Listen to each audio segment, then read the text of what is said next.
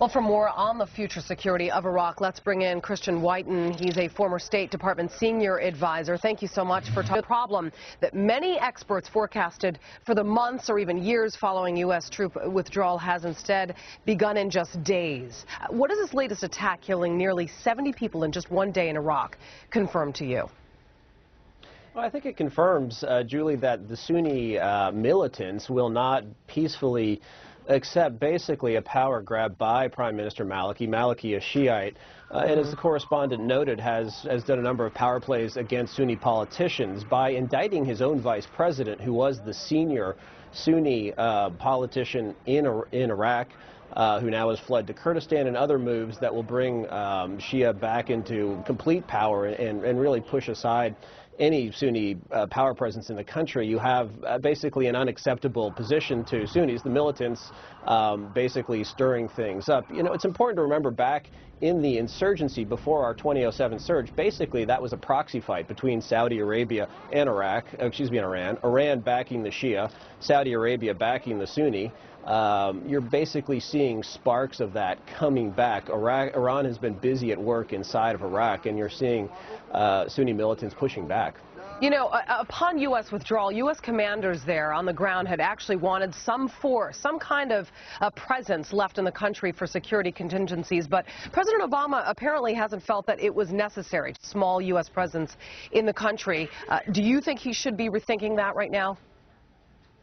I think it's too late for that, Julie, but, you know, the commanders wanted them there, as you noted, for security reasons, but also for political affairs.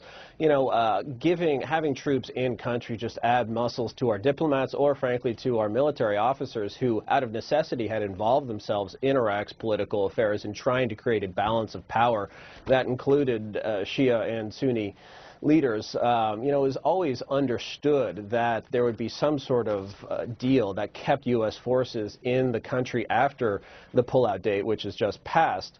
That didn't happen. You know, President Obama, some say, never really wanted it to happen, that he wanted to get out, and that these problems, as a result, are coming to the fore a lot faster than people predicted. But at this point, I think the American people and our Congress are probably done with Iraq, so we're now back to trying to influence political matters in the country with very little muscle to do it with. What's going to happen as long as Iran continues to stir up trouble in Iraq with the Saudi backing the Sunni militants, Iran backing the Shia militants?